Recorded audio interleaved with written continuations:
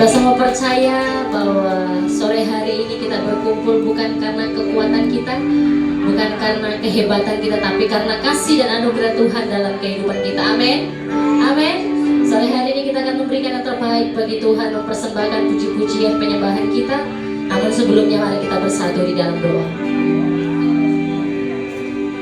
Kami mengucap syukur Tuhan atas kebaikan-Mu, atas kasih anugerah-Mu, atas cinta-Mu dalam kehidupan kami. Kalau sepanjang minggu ini Tuhan, kami boleh melakukan segala aktivitas kami, pekerjaan kami, pelayanan kami, dan hal-hal Tuhan yang Tuhan belum percayakan kami boleh kerjakan. Kami percaya bukan karena kuat gagah kami Tuhan Yesus, melainkan karena kasih dan pertolongan Tuhan dalam kehidupan kami. Pada sore hari ini Tuhan, kami mau datang memuji, menyembah Engkau, meninggikan Engkau Tuhan Yesus. Biarlah setiap puji-pujian yang boleh keluar dari mulut kami boleh berasal dari setiap hati kami. Biarlah kami boleh sungguh-sungguh datang memuji, memuliakan nama-Mu, menyembah Engkau Tuhan. Lawat setiap kami, jamah setiap kami Tuhan, pulihkan, sembuhkan, kuatkan, hiburkan. Biarlah Roh Kudus-Mu bekerja dalam setiap kami. Terima kasih Bapa, mari Engkau mengambil alih waktu yang baik ini. Dari awal sampai akhir, biar hanya kehendak-Mu saja yang terjadi. Hanya di dalam nama Tuhan Yesus, sama-sama kita katakan amin.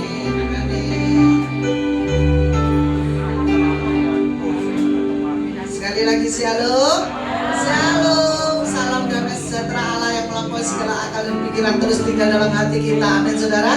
Amin. Kita semua di sini pengen ada damai sejahtera dalam hidup kita. Betul nggak saudara? Betul ya. Kebaikan Tuhan itu begitu luar biasa dalam hidup kita. Apalagi minggu depan ini kita masuk dalam Jumat Agung ya saudara. Di situ kebaikan Tuhan yang luar biasa dengan mengorbankan nyawanya. Tuhan menebus dosa-dosa kita, menyelamatkan hidup kita sehingga kita beroleh hidup yang kekal. Betul nggak saudara? Betul. Amin. Saat saudara ada di sini, itu semua karena kebaikan Tuhan. Betul nggak saudara? Saat saudara mendapatkan kesembuhan dari Tuhan, saudara rasakan apa? Kebaikan Tuhan juga. Saat saudara mengalami masalah, saudara bisa menyelesaikan masalah itu dengan baik. Itu semua karena apa? Kebaikan Tuhan juga. Betul nggak saudara? Betul ya. Saya punya satu rema yang begitu luar biasa di Mazmur 31 ayat 20a. Kita baca bersama-sama. 1, 2, 3.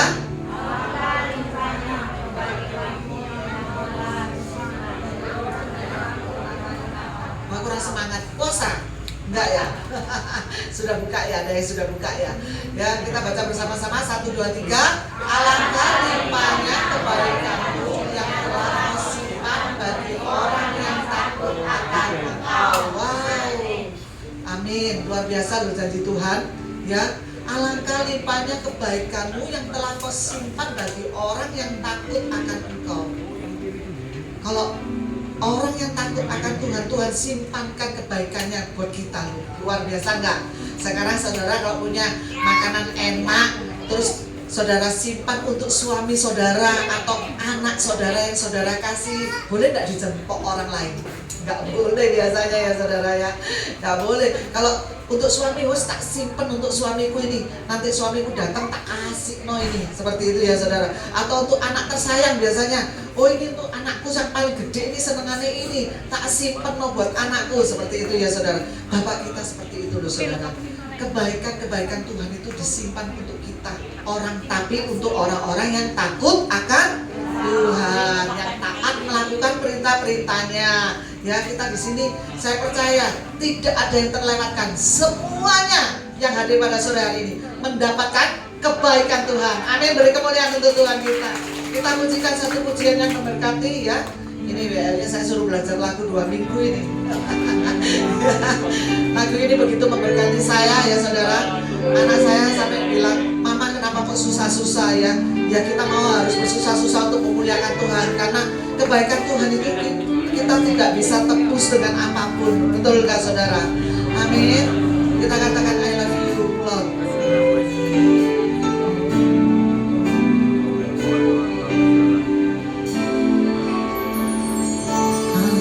You Lord, for your mercy never failed me. All my days I've been held in your hands. From the moment that I wake up until I lay my head, I will sing of the goodness of God. All my life you have been faithful. All my life you have been so good. With every breath that I am able, I will sing of the goodness of God.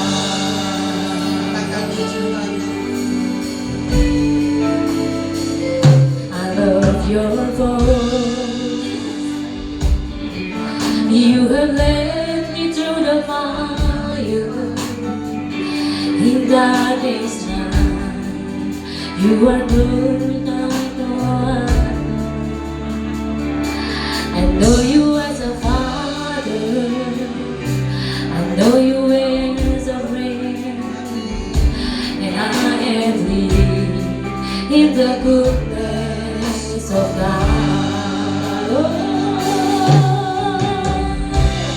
All my life you have been faithful. All my life you have been so good. With every breath that I am able, I will sing of the goodness of God. Kita katakan sama-sama, ku cinta Kau.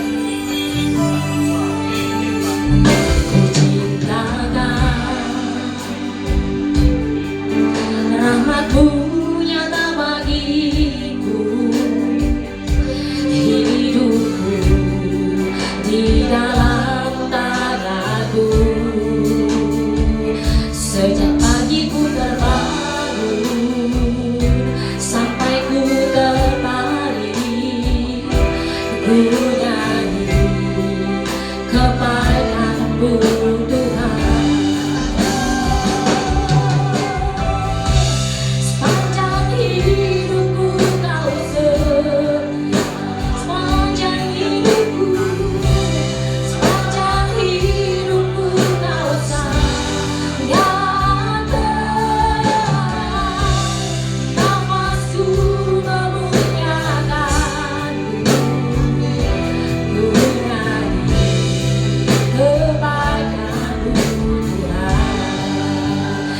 Nyatakan sama-sama suaramu menuntun setiap kehidupan. Suaramu tuntunku lewati api, nyalalah Kau ada bagiku. Ku tahu sungguh Kau Bapakku dan sahabatku. Ku saksikan kebaikan-Mu Tuhan. Sepanjang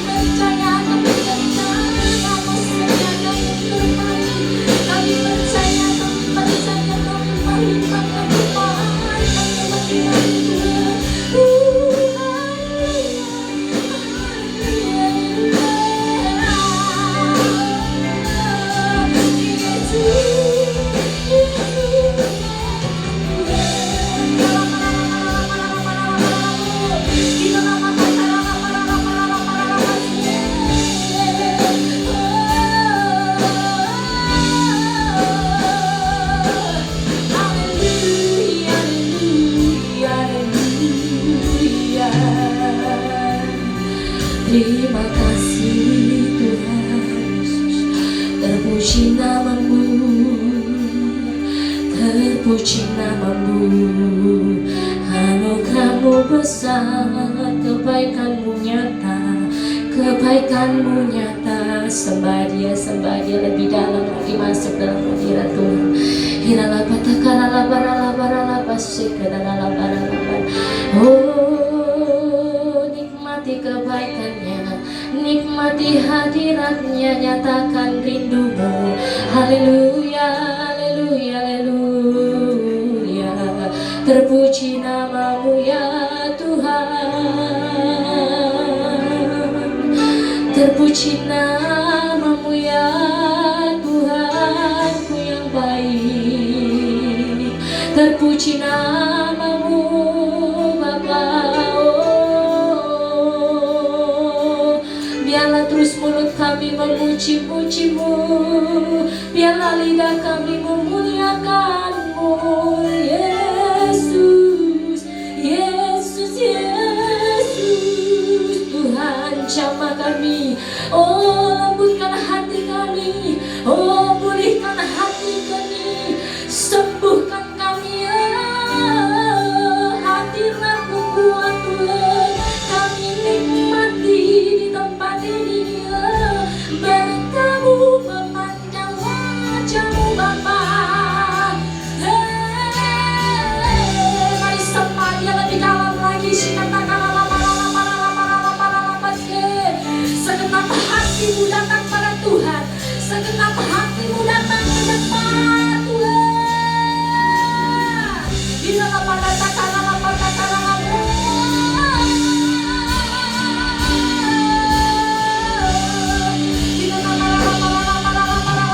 mujizatnya yang terjadi ketika kita datang ke depan dengan segenap hati, dengan sungguh-sungguh.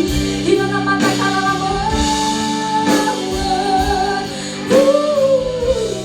terima kasih Tuhan, terima kasih Yesus, terima kasih Bapa, terima kasih Tuhan, terima kasih, terima kasih. Kalau masih katakan,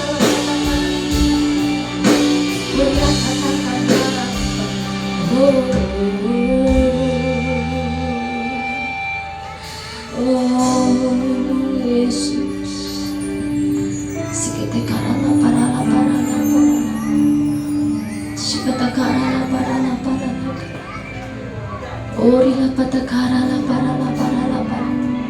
Sebab setiap hal yang kita peroleh dalam kehidupan kita adalah berkat, kebaikan dan anugerahnya dalam kehidupan kita. Kita boleh sehat, kita boleh mengerjakan segala pekerjaan kita, kita boleh bekerja di tempat yang bagus sesuai dengan keinginan kita. Itu semua karena campur tangan Tuhan. Tidak ada yang karena kekuatan kita sendiri, semua karena kebaikan Tuhan dalam kehidupan kita. Mari terus bersyukur, mari terus memberikan rasa syukur kita ke hadapan Tuhan, rindu kita di hadapan Tuhan lebih dari segalanya. Kita tinggikan Dia, kita agungkan Dia, kita muliakan Dia. Sebab kasih-Nya yang begitu besar melimpah-limpah dalam kehidupan kita.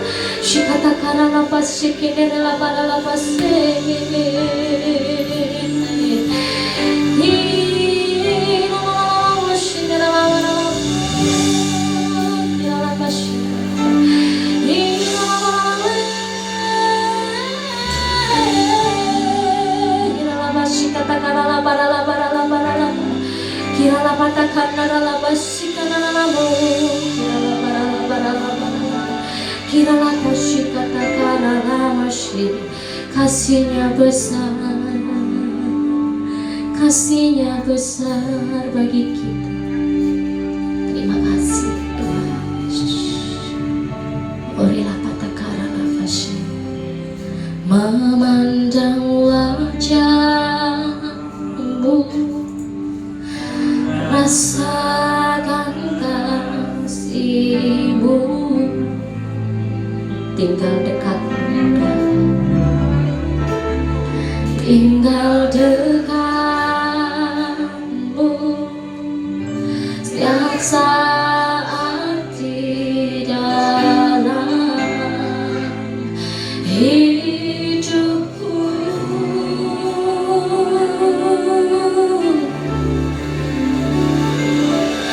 Bahkan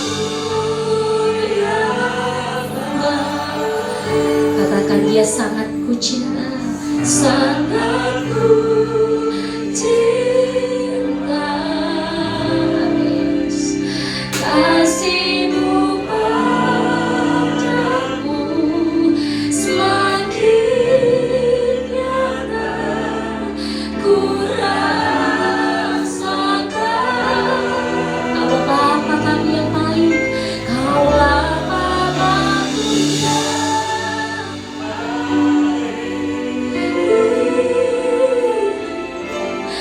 penuh karunia.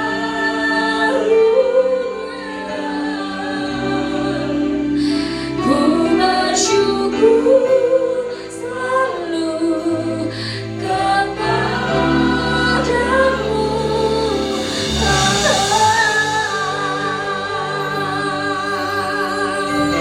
pandang Dia wajah-Mu, rasakan kasih-Mu. Biarlah dekat dengannya ada tempat ternyaman dalam kehidupan. Dekat denganmu, tiap saat di dalam hidupku. Sekali lagi kita menyatakan memanjang wajah-Mu, rasakan kasih-Mu.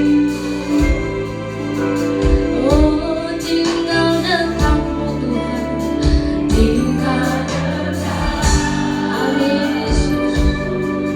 Setiap saat di dalam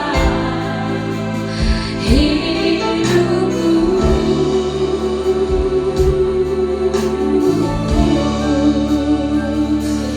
Bapa-Ku yang baik,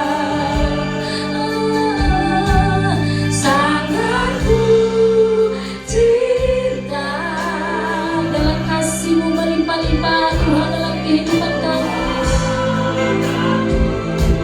semakin nyata ku rasakan.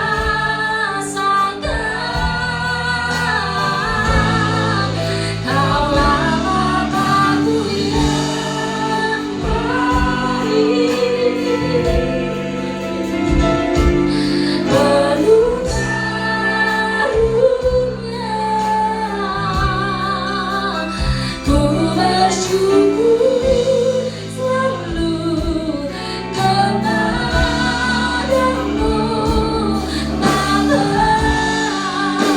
Bapa-Ku yang baik, nyatakan Bapa-Ku yang baik. Oh, Kami sangat mengasihi Kamu, Kami sangat mencintai dekatmu, Kami sangat mencintai hadirat-Mu.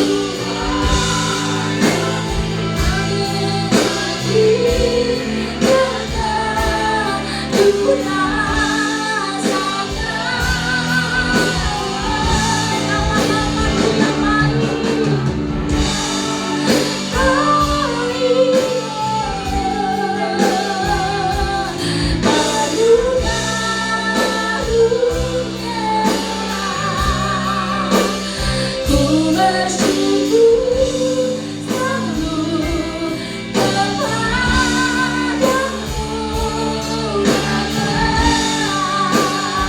nyatakan dengan iman, Bapa-Ku yang baik, yang baik.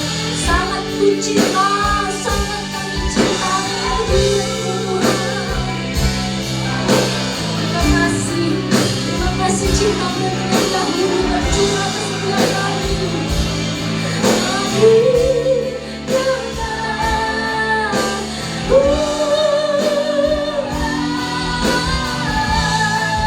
Kaulah Bapa-Ku yang baik, penuh karunia, penuh karunia. Ku bersyukur selalu kepadamu, Bapa.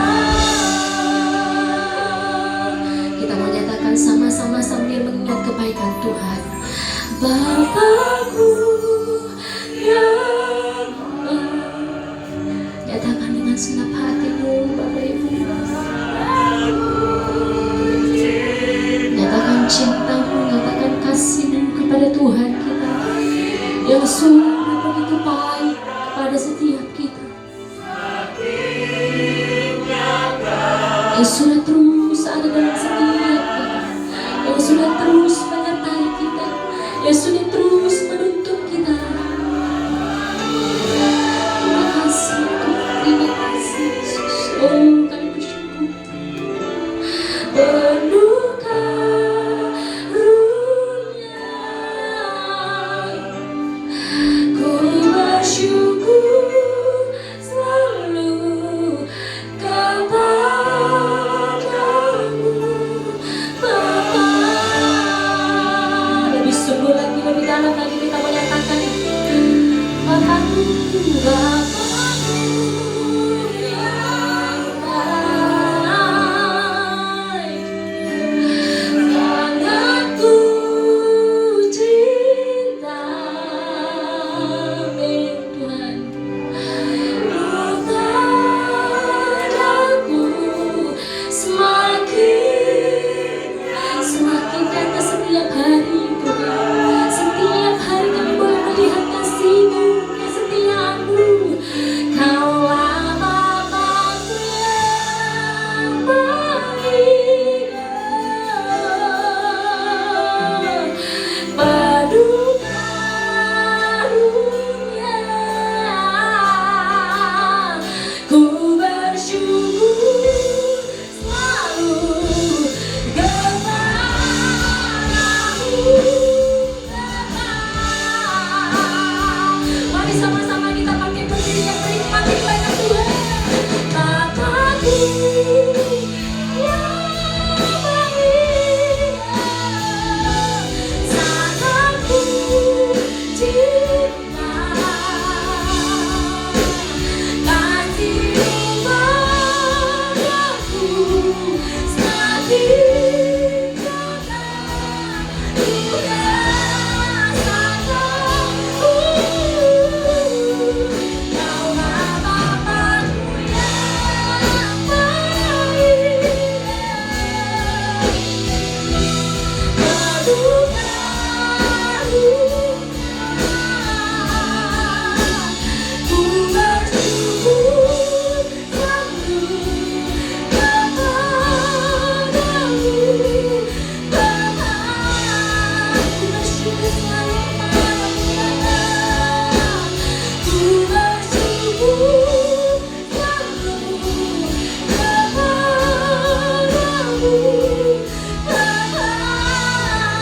ku bersyukur dalam setiap kehidupan kami sepanjang hari ini sampai Engkau datang kedua kalinya. Terpujilah nama-Mu, sama-sama kita menyatakan amin, haleluya. Allah yang kita sembah adalah Allah yang ajaib, amin. Amin, kebaikannya terlalu Dia nyatakan dalam bentuk keajaiban-keajaiban dan mujizat dalam kehidupan kita, haleluya. Lebih lagi kita mau puji Tuhan, lebih lagi kita mau tinggikan nama-Nya.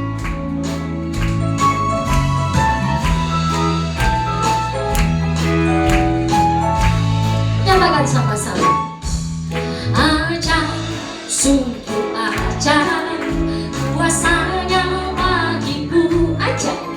Ajaib, sungguh ajaib, anugerahnya dalam hidupku. Ajaib, sungguh ajaib, kasih Yesus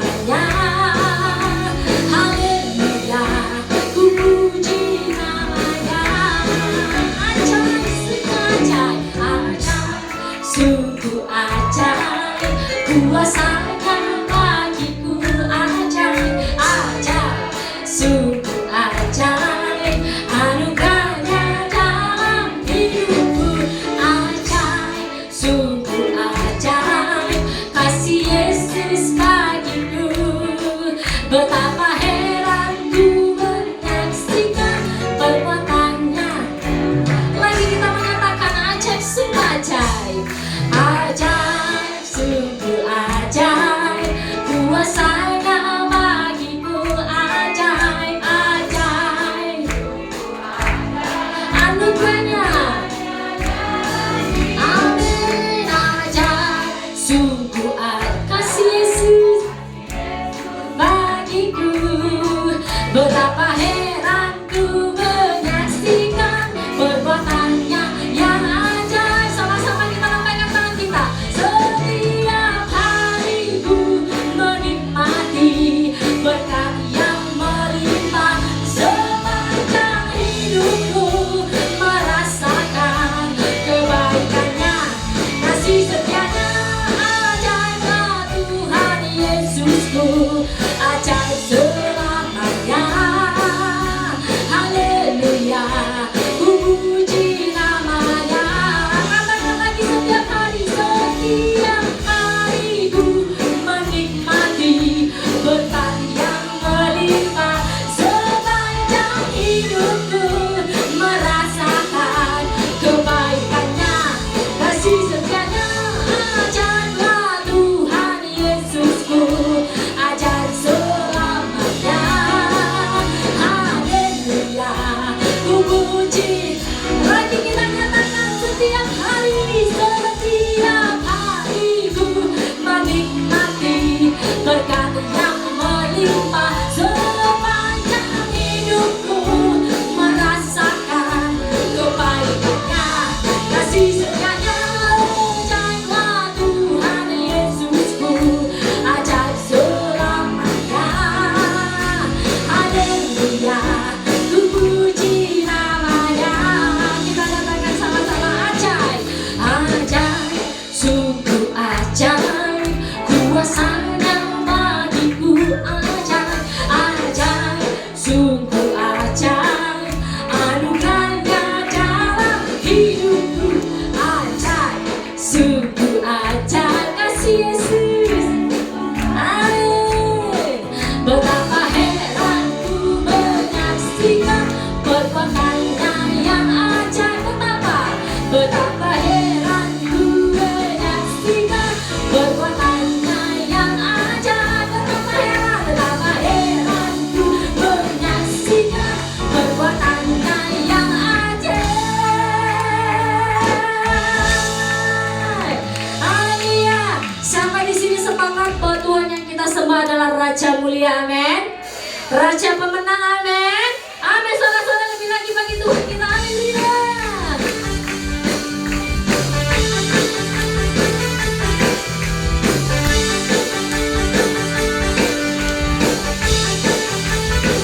Katakan, Raja mulia, amin. Allah benar, apa yang kekal, berkuasa selamanya.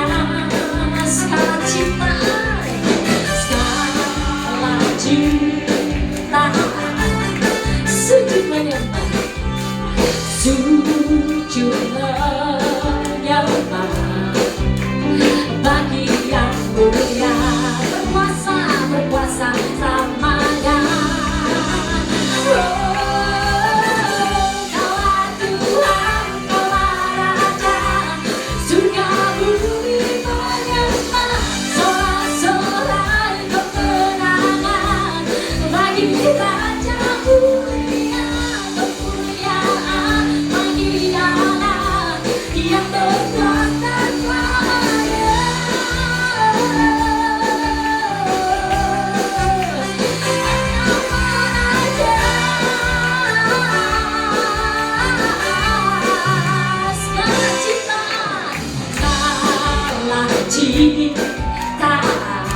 Semua sujud menyembah Tuhan kita.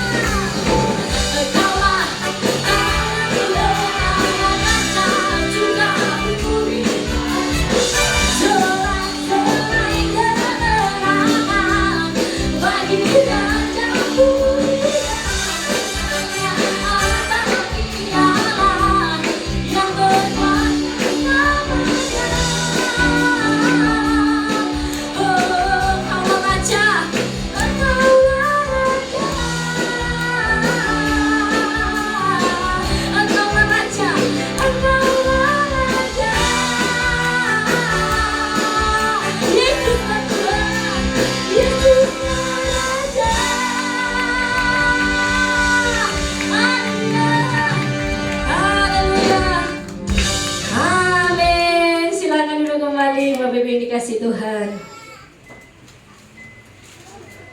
Mari kita persiapkan hati kita untuk kebenaran firman-Nya.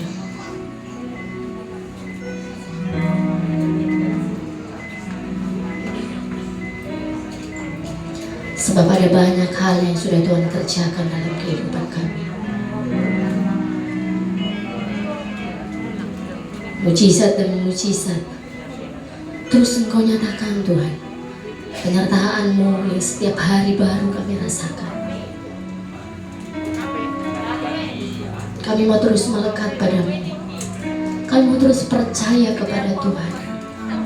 Sebab kami tahu Bapa yang kami sembah adalah Allah yang baik, adalah Allah yang setia, adalah Allah yang selalu bersama dengan kami, adalah Allah yang selalu melihat kami, adalah Allah yang terus menilik setiap kehidupan kami. Terima kasih Tuhan. Terpuji nama-Mu, terpuji nama-Mu.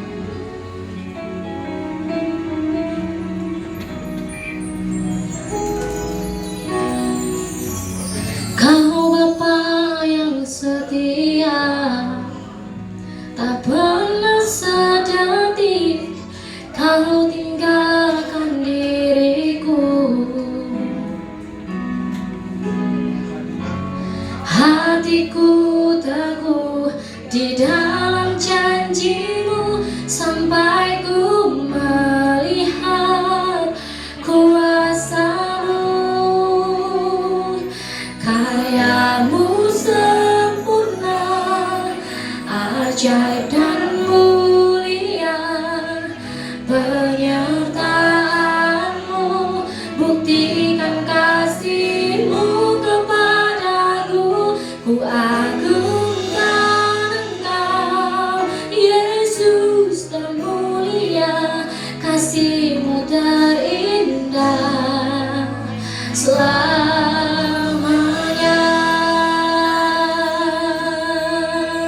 Sungguh Dia Bapa yang setia. Kau Bapa yang setia, tak pernah sedetik Kau tinggalkan diriku. Amin. Terima kasih Tuhan. Hatiku teguh di dalam janji-Mu sampai ku melihat kuasa-Mu. Karya-Mu sempurna, ajaib dan mulia. Penyertaan-Mu buktikan kasih-Mu kepadaku. Ku agungkan Engkau, Yesus termulia. Kasih-Mu terindah selamanya. Karya-Mu sempurna, ajaib dan mulia. Penyertaan-Mu Tuhan, penyertaan-Mu yang buktikan kasih-Mu begitu besar dalam kehidupan kami. Ku agungkan Engkau, Yesus termulia. Kasih-Mu terindah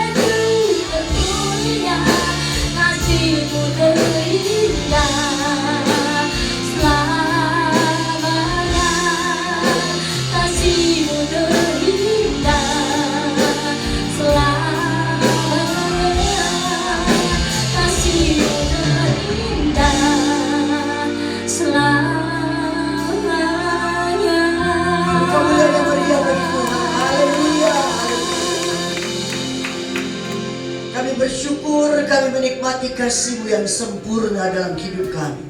Kami ada sampai malam ini semata-mata oleh karena penyertaan-Mu. Karya-Mu yang luar biasa dalam hidup kami. Terima kasih untuk kesempatan kami memuji menyembah Engkau. Biarlah semuanya naik di hadapan hadirat-Mu menjadi dupa yang harum. Dan sekarang ya Tuhan, kami mau belajar dari firman-Mu. Firman yang hidup dan kuat. Firman yang mengadakan yang tidak ada menjadi ada. Firman yang hidup dan berkuasa. Urapi hamba-Mu, urapi kami semua. Supaya kami menangkap firman. Kami boleh memahami kebenaran ini. Dan kami boleh melakukan dalam hidup kami. Kami serahkan pemberitaan ini sepenuhnya dalam tuntunan Roh Kudus. Di dalam nama Yesus. Haleluya. Yang siap terima firman katakan amin. Silakan duduk. Shalom.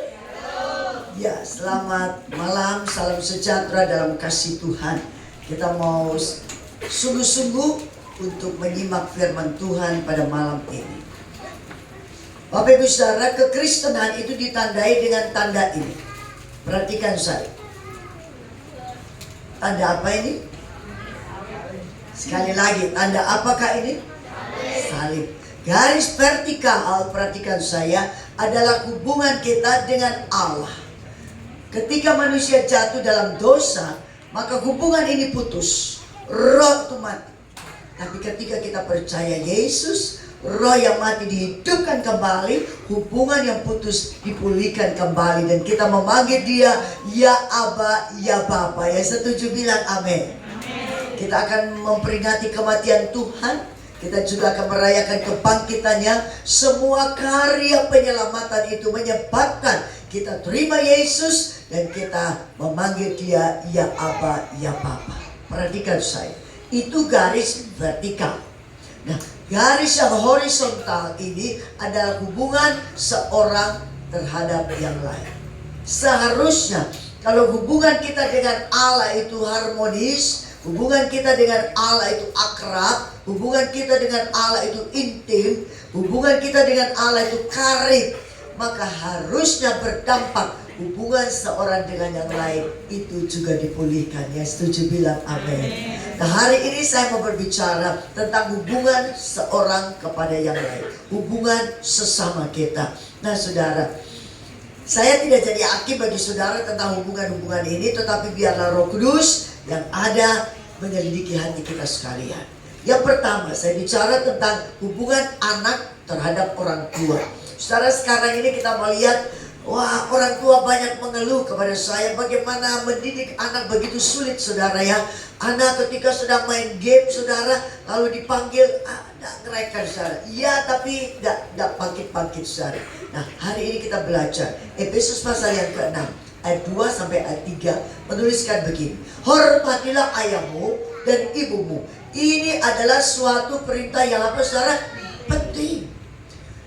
Seperti yang nyata dari janji ini. Ayat 3, supaya kamu berbahagia dan panjang umurmu di bumi. Saudara dikasih oleh Tuhan. Walaupun mungkin kita sudah menikah, tapi selama kita masih punya orang tua, ayat firman Tuhan ini masih berlaku bagi kita sekalian. Hormat kepada orang tua kita sekalian, supaya kita panjang umur dan berbahagia di bumi. Alkitab mengisahkan tentang Nuh. Nuh itu petani anggur. Dan ketika dia minum anggur terlalu banyak, lalu Alkitab mencatat dia mabok. Nah, maaf kata, dia telanjang di dalam kemah. Lalu anaknya masuk dan melihat, oh, Bapak Lalu dia keluar, dia cerita kepada Sem dan Yafet saudaranya. Lalu Sem dan Yafet masuk ke dalam kemah, mengambil selai kain, seorang pegang pada ujung kiri, seorang pegang pada ujung kanan. Mereka berjalan mundur menutupi aurat ayahnya. Ketika Nuh bangkit dari maboknya, dia tahu bahwa Ham telah melakukan hal yang tak bagus. Beda dengan Sem dan Yafet. Saudara tahu, Alkitab mencatat Ham itu adalah bapa orang Kanaan. Ada ayat dalam Kejadian pasal 9 ditulis, terkutuklah Kanaan. Sebab itu mari saudara, supaya kita tidak menjadi orang-orang yang terkutuk saudara, marilah kita sungguh-sungguh bertobat saudara, untuk kita hormat kepada orang tua kita. Bilang amin.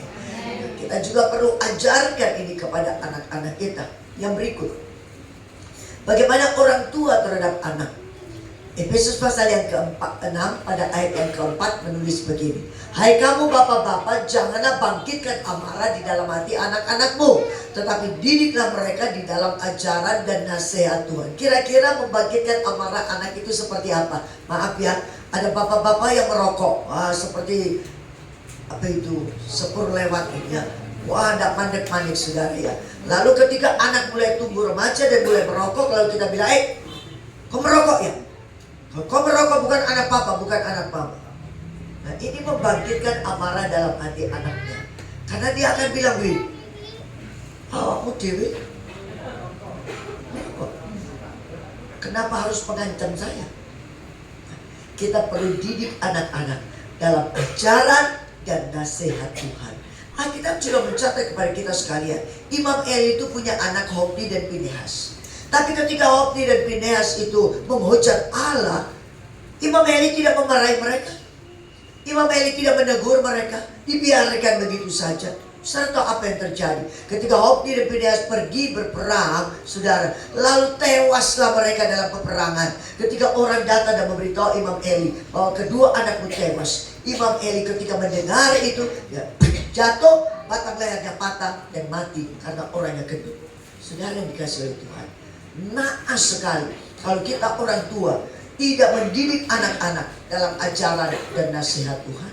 Hari ini saya mau beritahu pada saudara sekalian, kadang-kala orang tua cuma cari uang ya, untuk berikan semua fasilitas kepada anak. Tapi seorang ahli filsafat Yunani berkata begini, Sokrates bilang, ada orang tua yang menggali setiap inci tanah untuk dapatkan emas, tapi pada saat yang sama mereka kehilangan anak-anak mereka. Karena cari uang, tapi tidak mendidik anak-anak dengan baik. Kalau ditanya, loh kok ngoyo-ngoyo cari duit? Iya, untuk anak tambah besar, biaya tambah banyak. Tapi hanya diberikan semua fasilitas, tapi tidak mendidik dengan baik. Saudara, mendidik anak harus dengan dua unsur. Perhatikan saya, kasih, disiplin. Coba ucap, kasih, disiplin. Nah, ada orang tua yang mendidik anak dengan kasih yang terlalu tinggi, disiplinnya terlalu rendah. Anak tumbuh, namanya juga dikasih makan, dikasih minum ya. Bahkan anak-anak sekarang ini kan makanannya kan serba serba fast food ya saudara ya. Jadi tumbuhnya jadi jumbo-jumbo begitu saudara ya. Nah, tapi saudara, kalau kita didiknya kasihnya tinggi, disiplinnya rendah, dia akan tumbuh tapi jadi anak manja. Pernah lihat anak manja yang ngesot di depan etalase, beli no, saudara, sampai munyar-munyar di situ. Kita orang tua malu karena ditonton orang, langsung ambil uang beli. Padahal yang diambil ini adalah uang belanja. Salah siapa? Salah orang tua mendidiknya. Kasihnya terlalu tinggi, disiplinnya rendah. Nah, ada lagi saudara, orang tua yang mendidik dengan disiplinnya tinggi, kasihnya rendah. Tak pernah ada pelukan, tak pernah ada pujian, yang ada cuma ancaman. Pokoknya ya, kalau rapot merahnya banyak, bukan anak papa, bukan anak mama. Dia tumbuh saudara, tapi dia tumbuh jadi anak pemberontak. Berapa banyak anak-anak memberontak? Karena didikannya yang salah saudara. Kasihnya rendah, disiplinnya terlalu tinggi. Nah, ada lagi saudara, orang tua sibuk berangkat kerja pagi, ya anak masih tidur. Pulang kerja malam, anak sudah tidur. Jadi anak tak dapat didikan apa-apa saudara. Kasihnya rendah, disiplinnya rendah. Dia tumbuh saudara, karena orang tua dapat uang, bisa belikan semua makanan, bisa pakai pakaian yang bagus, bisa semua fasilitas ada. Tetapi dia tumbuh sebagai anak tertolak. Saudara, harusnya kasihnya tinggi, disiplinnya tinggi, maka kita akan mendapatkan anak-anak keturunan ilahi. Itu yang ditulis dalam kitab Maleakhi. Mari saudara, kita orang tua di sini, kalau masih ada anak-anak, walaupun saudara anak itu sudah menikah, ya saudara, tetap anak. Kita bertanggung jawab. Di mana anak-anak kita berada? Apakah mereka sedang hidup takut akan Tuhan? Apa mereka sedang beribadah kepada Tuhan dengan sungguh-sungguh? Kalau tidak, kita masih perlu saudara untuk mendidik mereka. Kita mencatat dalam Yakobus 1 pada ayat yang ke-5. Kita perlu minta hikmat Tuhan dalam mendidik anak. Berapa banyak orang tua menghadap kepada kami dan mengatakan kewalahan. Menantu saya punya pelayanan yang agak spesial, yaitu mengkonsultasi anak-anak yang dibawa oleh orang tua dengan cara play terapi, terapi bermain. Ada sebuah ruangan yang diisi dengan semua permainan, lalu anak dimasukkan di situ, mungkin 20 menit sampai setengah jam, dan anak boleh main semua. Dan sesudah itu dari permainan-permainan itu anak itu dikonsultasi dan bisa ketahuan mengapa anak ini sampai terjadi seperti itu, lalu dicarikan solusinya. Saudara yang dikasih oleh Tuhan, perlu minta hikmat Tuhan. Tetapi apabila di antara kamu ada yang kekurangan hikmat, hendaklah ia memintakannya kepada Allah yang memberikan kepada semua orang dengan murah hati, dengan tidak membangkit-bangkit, maka hal itu akan diberikan kepadanya. Bapak Ibu, minta hikmat Tuhan untuk kita bisa mendidik anak-anak kita demi takut akan Tuhan. Mendidik mereka dengan ajaran dan nasihat Tuhan. Itu hubungan orang tua dengan anak. Sekarang hubungan yang lain, yaitu hubungan suami istri. Efesus pasal yang kelima ayat 33 ditulis begini. Bagaimanapun juga bagi kamu masing-masing berlaku, kasihilah istrimu seperti dirimu sendiri, dan istri hendaklah menghormati suaminya. Saudara, bagaimanapun juga, artinya apapun keadaannya, apapun situasinya, apapun peristiwanya, ini harus terus ada, saudara, yaitu istri mendapatkan kasih dari suami, suami mendapatkan penghormatan dari istri. Nah, ini kebutuhan, saudara.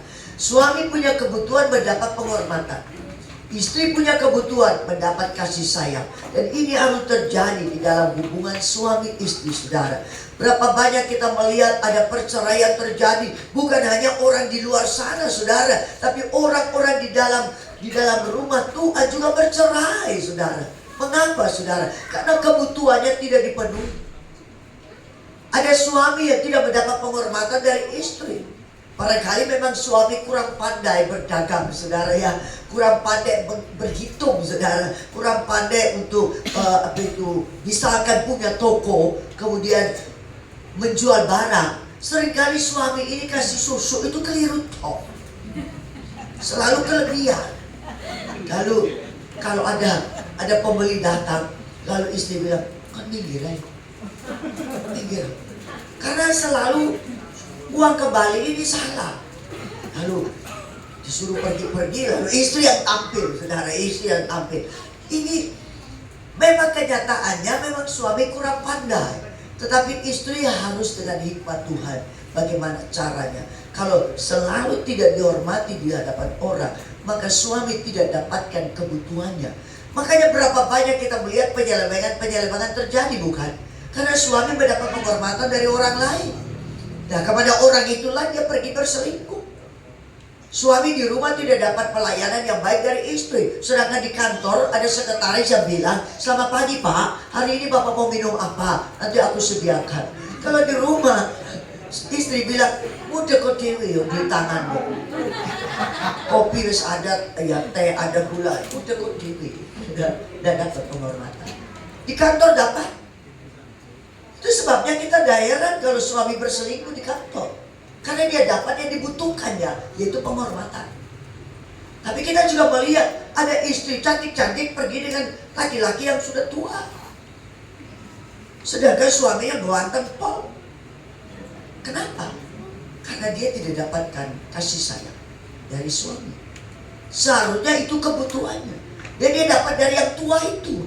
Gak apa-apa lah, tua-tua tapi dapat kasih sayang. Dia pergi berselingkuh. Jadi kalau ada perselingkuhan terjadi, saya tahu bahwa dua-duanya salah. Tidak hanya salah satu. Saudara, saya berikan ilustrasi. Suami itu payung yang terbuka lebar. Istri itu tangkainya. Yang mengerti mantu. Oke. Anak-anak terayomi dengan baik. Oke. Tapi sekarang ini, saudara, payungnya terbalik. Tangkainya di atas. Kita kenal istilah istrinya dominan. Wah, saudara ya toh, payung yang lebar di bawah. Di mana anak-anak? Anak-anak pada tiarap semua, cemet di bawah payung yang lebar. Nah, mari hari ini saudara, saya tidak menyalahkan istri yang dominan, karena kadang istri itu jadi dominan karena suami tidak bisa mengambil keputusan.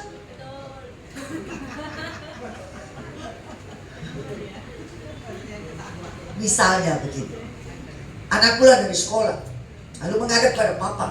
Papa tadi ada pengumuman begini, harus beli ini, begini. Nanti juga tanggal sekian ada itu apa itu studi tour, bayarnya sekian hari ini ya papa. Papa bilang tanya mama. Nanti ada apa? Tanya mama. Jadi akhirnya mama yang ambil pucuk pimpinnya, karena suami rodok membel.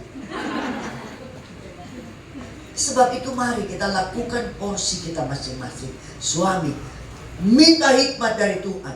Engkau berdiri teguh sebagai imam dalam keluarga. Bisa bilang amin suami-suami?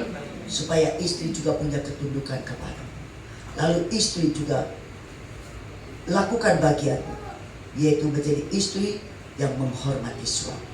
Saudara dikasih oleh Tuhan, kalau ini semua kita lakukan bagian kita pada proporsi yang tepat, saudara, saya percaya tidak ada sedikit-sedikit cerai. Allah berkata, aku membenci perceraian. Jadi kalau saudara teruskan itu dan sampai kepada pengadilan dan bercerai, begitu berani saudara untuk membawa hidup ini dibenci oleh Tuhan. Sebab itu mari kita periksa kehidupan kita dalam hubungan suami istri. Bagaimanapun juga suami harus mengasihi istri dan istri harus tunduk kepada suami. Yang berikut, hamba terhadap Tuhan. Kalau kita bekerja entah di perusahaan, entah di kantor dan lain sebagainya saudara, saya mau kasih tahu satu kata keluarga ya saudara. Keluarga itu berasal dari kata terapeia, yang artinya melayani, yang artinya memperhatikan, yang artinya memelihara. Jadi di dalam keluarga itu ada saling memelihara, saling memperhatikan, saling melayani. Keluarga ada sebuah pangkalan di mana niat untuk saling melayani suami terhadap istri dan istri terhadap suami itu dilakukan. Nah sekarang yang berikut, hamba terhadap Tuhan. Efesus pasal yang ke-6 ayat 5 sampai ayat 8 dituliskan begini. Hai hamba-hamba, taatilah Tuhanmu yang di dunia dengan takut dan gentar, dan dengan tulus hati sama seperti kamu taat kepada Kristus. Jangan hanya di hadapan mereka saja untuk menyenangkan hati orang, tetapi sebagai hamba-hamba Kristus yang dengan segenap hati melakukan kehendak Allah. Ayat 7, dan dengan rela menjalankan pelayanannya seperti orang-orang yang melayani Tuhan dan bukan manusia. Ayat 8, kamu tahu bahwa setiap orang, baik hamba maupun orang merdeka, kalau ia telah berbuat sesuatu yang baik, ia akan menerima balasannya dari Tuhan. Bilang amin.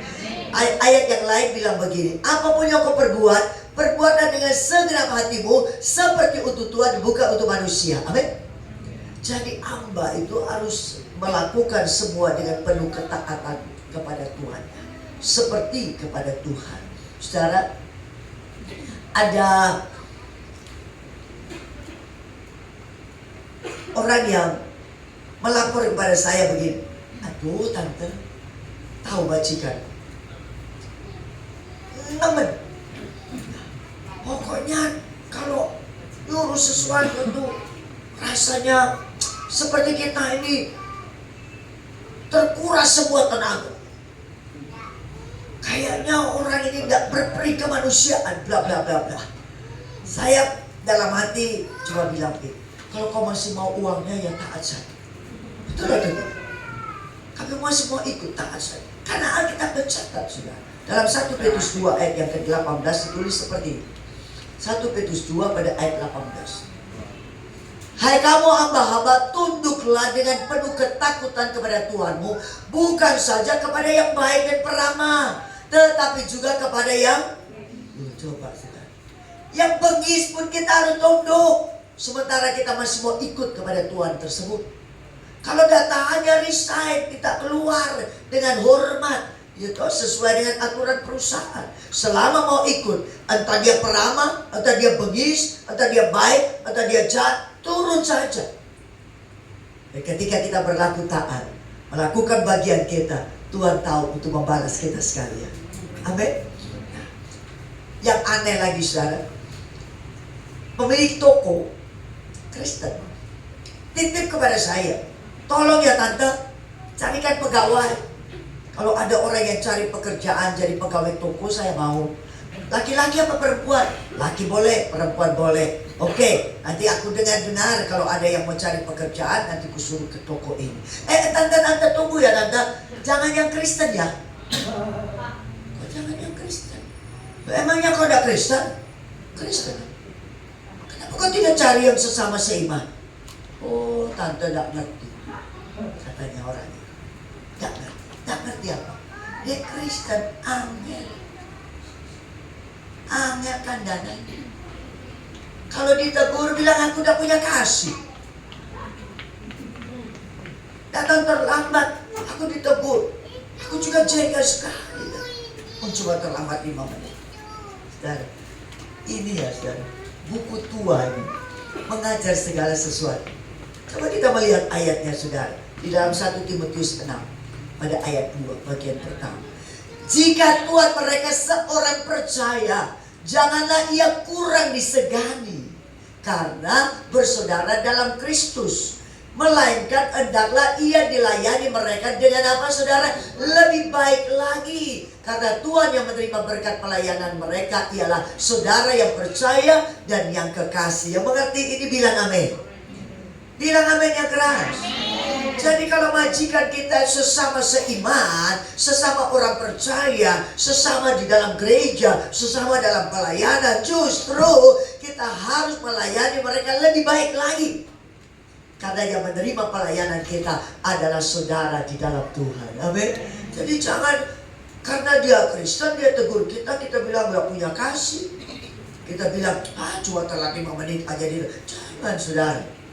Justru kalau mereka adalah orang-orang seiman, kita harus memberikan pelayanan lebih baik lagi. Yang setuju bilang amin. Ini firman ajar kepada kita sekalian. Lalu bagaimana majikan terhadap hamba? Ada juga hukumnya biasanya. Di dalam Efesus pasal yang ke-6 pada ayat 9. Dan kamu tuan-tuan, perbuatlah demikian juga terhadap mereka dan jauhkanlah ancaman. Kalau jadi majikan yang suka ngancam-ngancam saudara ya. Ingatlah bahwa Tuhan mereka dan Tuhan kamu ada di surga dan ia tidak memandang muka. Saudara, saya ini punya karyawan, teman becek no saudara, datang terlambat, sudah terlambat, giliran mau dikasih tugas menghilang. Saya suruh cari mana dia ada, cari saudara, sampai ketemunya saudara, nyetir pickup bawa semangka. Saya bukan petani semangka. Gak tahan saudara. Yang model kayak gini gak tahan karena berulang. Sudah, depan kasih duit. Mulai hari ini kau pilih, kau ikut dia atau kau ikut aku. Dengan santai. Aku dari dulu kan ikut Tante Vivi. Coba sudah. Ya apa kalau yang model kayak gini? Bisa pusing. Dan yang nyetir semangka itu, yang pergi nyetir semangka itu, yang punya semangka itu anggota jemaat. Tidak jalan. Tapi saya mau tetap belajar firman. Kolose pasal 4 ayat 1 bilang begini. Hai Tuhan, berlakulah adil dan jujur terhadap hamba-Mu. Ingatlah kamu juga mempunyai Tuhan di surga. Saudara, satu kali terasa belenger. Lihat muka Eris belenger. Apalagi di Sopo, tambah melegar. Sudah.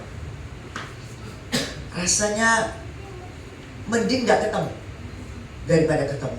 Saya pikir saudara pernah mengalami yang seperti saya alami. Iya Pak ya?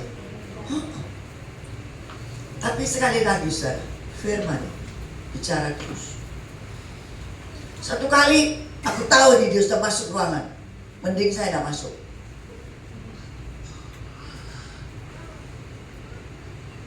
Mau berpapasan, mending gak usah. Tapi sekali lagi saudara, tetap firman itu berbicara. Karena saya mau lanjut kepada yang berikutnya. Saudara terhadap saudara yang lain. Alkitab itu mencatat di dalam Filipi pasal yang kedua, ayat 3 sampai ayat 4. Dengan tidak mencari kepentingan sendiri atau puji-pujian yang sia-sia, sebaliknya hendaklah dengan rendah hati yang seorang menganggap yang lain lebih utama daripada dirinya sendiri. Dan janganlah tiap-tiap orang hanya memperhatikan kepentingannya sendiri, tetapi kepentingan orang lain juga. Dan saudara tahu, Tuhan Yesus ketika ada di atas muka bumi, dia ambil baskom. Saudara ingat kisah itu? Diisi dengan air, lalu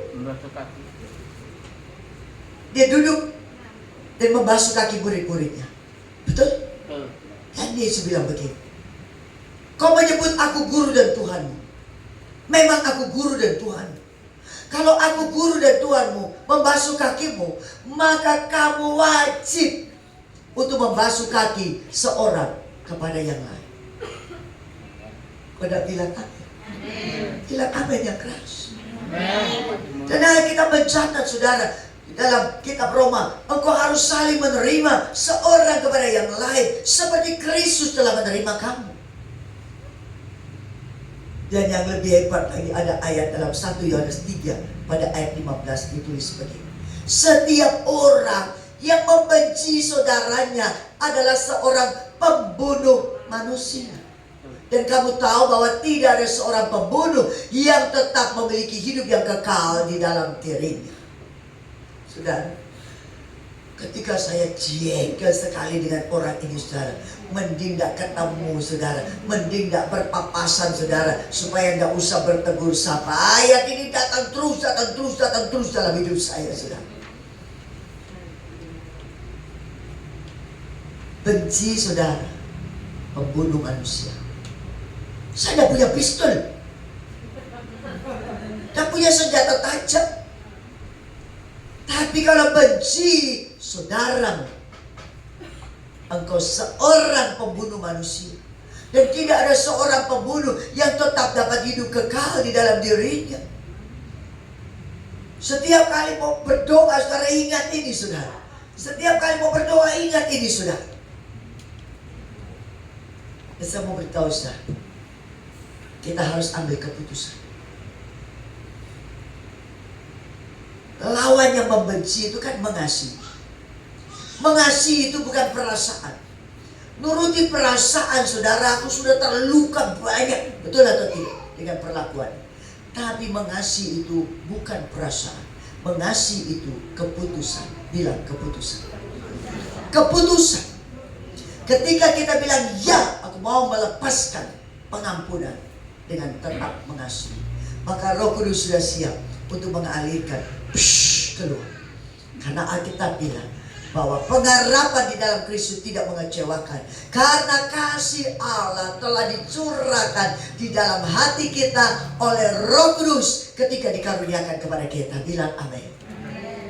Berapa saudara yang berbahasa roh? Saya bukan anti berbahasa roh, saudara. Karena itu bahasa doa yang tidak dimengerti. Hanya Tuhan yang tahu. Saya menggunakan bahasa roh. Tetapi kalau kita berbahasa roh, lalu kita membenci, kok kurang cocok ya? Karena Roh Kudus ada di dalam kita, itu selalu membuahkan kasih. Kita bilang amin. Di mana ada kasih, ada damai sejahtera, ada sukacita, ada kemurahan, ada kesabaran, ada kebaikan, ada kesetiaan, ada kelemah lembutan, ada penguasaan diri. Dan saya bilang, Tuhan, Aku ambil keputusan sebagai majikan kepada karyawan, sebagai sesama saudara. Aku ambil keputusan, aku melepaskan pengampunan. Aku tak mau membenci. Aku tak mau untuk jadi seorang pembunuh manusia. Aku tak mau tak dapat hidup kekal. Sudah melayani sekian puluh tahun, kalau hanya karena seorang ini ku tidak dapatkan semua janji-janji Tuhan sampai kepada kekekalan surga, untuk apa? Betapa naasnya nasib ini, betapa sia-sianya pengiringan dan pelayanan dan pengorbanan sekian puluh tahun, bukan? Aku ambil keputusan melepaskan pengampunan dengan kasih, bukan kasihku sendiri. Kalau kasih kita terbatas, tapi dengan kasih Allah yang tidak terbatas, yang sudah dicurahkan di dalam hati kita sekalian. Amin. Sampai hari ini aku bersahabat saja. Puji Tuhan yang mengambil keputusan untuk pindah kepada yang semangka tadi. Puji Tuhan. Ya, walaupun jumpa dengan istrinya dan saya bilang, kau dah ibadah, ayo ibadah yuk. Loh, saya datang. Kagak aja dah lihat. Ku cek kepada staf, datang ke orang itu. Dah. Ya astaga, aku cuma dibohongin saja. Tapi tidak apa-apa, yang penting kita lakukan bagian kita dan izinkan Tuhan melakukan bagian Tuhan. Amin. Saudara yang dikasihi Tuhan, kita sedang belajar bagaimana kita sebagai anak kepada orang tua, bagaimana kita orang tua terhadap anak, bagaimana kita suami terhadap istri, bagaimana istri kepada suami, bagaimana kita hamba terhadap Tuhan atau majikan kita. Saudara, kita bagaimana kita majikan kepada bawahan kita. Kita ini di rumah kan punya pembantu ya, saudara ya. Pembantu rumah tangga, ada sopir barangkali ya, ada tukang taman kah, ada cleaning service kah. Bagaimana kita melakukan kepada mereka? Mari kita insyaf, saudara, waspadai supaya kita hanya melakukan cocok dengan firman Tuhan saja. Jangan suka ngancam-ngancam, saudara ya. Walaupun kita jadi majikan, saudara, jangan juga berlaku tidak adil. Berlakulah adil kepada mereka, karena kita punya Tuhan yang sama di surga. Saudara, bagaimana kita saudara kepada saudara yang lain, biarlah kita melepaskan pengampunan yang tidak menaruh kebencian seorang jua pun, supaya kita tidak disebut seorang pembunuh manusia yang tidak dapat hidup yang kekal. Ayat terakhir saya baca untuk saudara di dalam 1 Korintus pasal yang ke-6 pada ayat yang ke-7. 1 Korintus pasal yang ke-6 pada ayat yang ke-7. Adanya satu perkara di antara kamu yang seorang terhadap yang lain telah merupakan kekalahan bagi kamu. Mengapa kamu tidak lebih suka menderita ketidakadilan? Mengapa kamu tidak lebih suka dirugikan? Belasan tahun yang lalu kami pergi ke Sydney, Australia, karena kakak ipar saya meninggal dunia, suami dari kakak perempuan. Lalu dalam upacara-upacara yang kami ikuti, dibagikan memory book. Itu buku kenang-kenangan tentang almarhum yang meninggal dunia. Lalu ada ayat ini, saudara. Dan ditulis di situ, ini ayat emas dari yang meninggal dunia. Dan saudara, kami memang memperhatikan orangnya suabar Paul, tak banyak kata, saudara, tak banyak cakap. Dia juga seorang pengkhotbah, dia juga seorang pengajar, dan dia punya ayat emas itu. Tak mau ada konflik seorang jua pun, tak mau ada perkara gap satu dengan seorang yang lain, tak ada sama sekali. Dia menjauhi semua itu, saudara, dan sungguh hidupnya sangat terpuji. Hidup yang seperti ini, mari kita belajar. Jangan ada perkara satu dengan yang lain.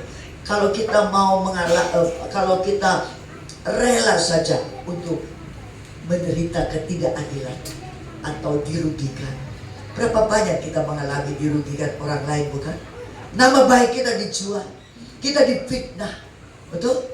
Tapi kita juga dirugikan secara batinia, kita juga dirugikan secara finansial, Ustaz. Mari kita mau belajar untuk tidak menimbulkan konflik itu berlarut-larut seorang dengan yang lain. Mari kita mau untuk tidak ada gap satu dengan yang lain. Hubungan seorang dengan yang lain itu membuktikan hubungan kita dengan Allah. Hubungan kita dengan Allah itu harus berdampak hubungan seorang dengan yang lain itu juga harmonis. Amin. Mari kita menghadap Tuhan. Berbahagialah Bapak Ibu Saudara yang mendengar firman, menyimpan dalam hati, dan kita melakukan dalam kehidupan kita. Haleluya. Kita mau menyanyi pujian Rohmu yang hidup pulihkan. Haleluya. Kita tidak bisa melakukan firman ini dengan diri kita sendiri, tapi izinkan Roh Allah, Roh yang hidup itu mengambil alih seluruh kehidupan kita. Pikiran, perasaan, dan kehendak kita ditaklukkan kepada Roh Kudus. Maka pikiran, perasaan, dan kehendak Kristus itu yang ada di dalam kehidupan kita, memampukan kita untuk melakukan semua ini. Haleluya. Rohmu yang hidup, pulihkan kita. Amin. Rohmu yang hidup, penuhiku, mengalir dalamku. Katakan jiwaku tenang. Jiwaku tenang bersamamu dalam naunganmu. Sekali lagi katakan rohmu yang hidup. Rohmu yang hidup penuhiku, mengalir dalamku. Jiwaku tenang. Jiwaku tenang bersamamu dalam naunganmu. Katakan ku buka hati. Ku buka hati Amin.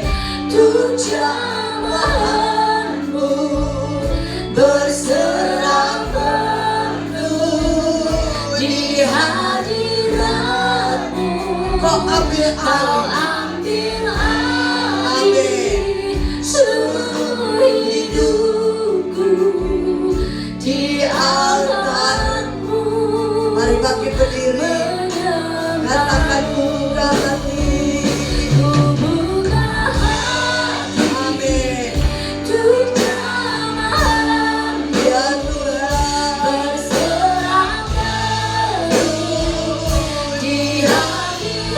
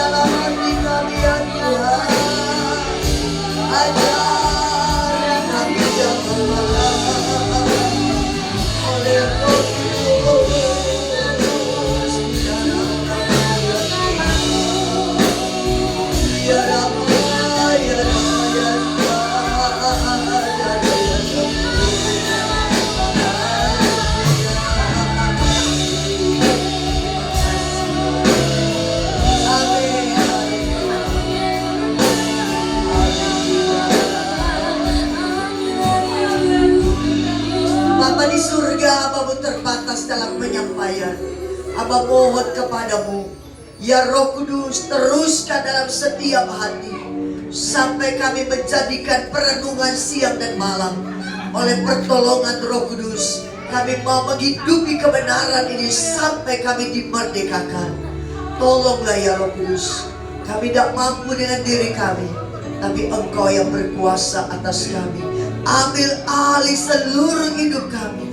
Kami mau belajar menaklukkan diri kami. Pikiran, perasaan, kehendak kami taklukkan kepada pikiran, perasaan, kehendak Kristus. Sehingga kami boleh menjaga dan memelihara hubungan satu dengan yang lain, seperti yang Engkau mau. Kami anak mau tunduk kepada orang tua. Kami orang tua mendidik anak dalam ajaran dan nasihat Tuhan. Suami istri, kami suami yang mengasihi istri, kami istri yang mau tunduk kepada hormat kepada suami. Kami sebagai bawahan yang mau taat pada majikan kami, dan kami majikan yang kami berlaku adil dan tidak mengancam kepada bawahan kami. Seorang kepada yang lain, kami juga mau saling mengasihi. Terima kasih Bapa di surga. Terima kasih. Kami percaya kami akan melakukannya oleh pertolongan Roh Kudus. Meteraikan ini dalam hati kami sampai kami menjadi pelaku-pelaku dan bukan hanya pendengar saja. Di dalam nama Yesus kami mengucap syukur dan berdoa. Haleluya. Yang diberkati bersama katakan amin.